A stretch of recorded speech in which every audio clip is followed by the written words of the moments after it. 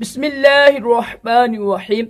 फरमान मुस्तफ़ा सल्लल्लाहु तआला अलैहि वसल्लम जो शब जुमा और रोज़े जुमा मुझ पर 100 बार दुरूद शरीफ पढ़ेगा, अल्लाह ताला उसकी 100 हाजतें पूरी करता है, 70 आखिरत की और 30 दुनिया की।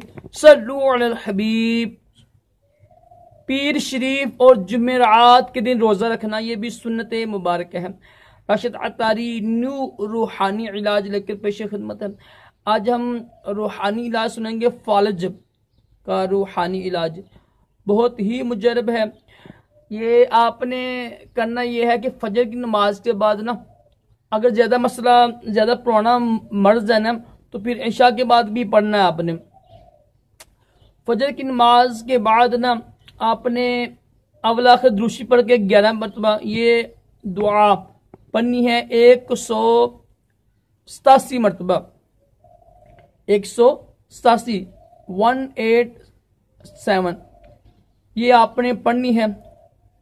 और फिर दुआ करें इंशाअल्लाह। फालज जैसे मर्ज से आप पानी पर दम कर लीजिएगा ना, दम करके उस बंदे को जहाँ पर फालज है ना वहाँ पर लगाते रहें, पानी पिलाएं भी, इंशाअल्लाह उसका फालज दूर हो जाएगा। देखो यकीन का अमल हो ना फिर दूर होता है। अगर यकीन का अमल है तो पूरा कुरान पाक भी नाकाफी है। जब यकीन नहीं है तो बड़ी मशहूर दुआ है, सुब्हानल्लाहिल अज़ीम व बिहम्दिही वला हौला वला कुव्वता इल्ला बिल्लाह। दुआ सुन ले आप।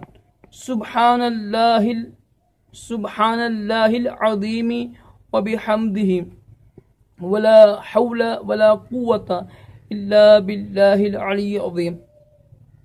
एक आम पढ़ती हैं दुआएं है ना ये, तो ये दुआ पढ़नी है आपने 187 मरतबा, 187 मरतबा दुआ पढ़नी है आपने फजर की नमाज के बाद। अब आखिर दूसरी पढ़ लीजिएगा 11 मरतबा।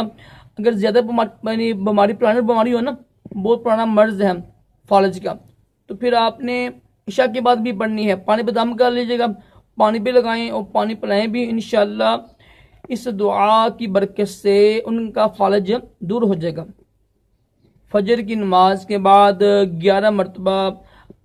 अगर ज़्यादा मसला ज़्यादा पुराना मर्ज है तो इशा के बाद भी अवल आखिर 11 बाद दूसरी पढ़ के ये दुआ पढ़नी है आपने 187 मरतबा। सुब्हानल्लाहिल अज़ीम व बिहम्दिही वला हौला वला कुव्वता इल्ला बिल्लाहिल अलिय्यिल अज़ीम ये पढ़नी है आपने। और दुआ करें इंशाअल्लाह इसकी बरकत से अल्लाह ताला करम करेगा। अल्लाह ताला हम सब को भी तमाम जिस्मानी रूहानी बीमारियों से महफूज रखे, दोनों जहानों की भलाइयाँ अता करे। सल्लु अलल हबीब सल्लल्लाहु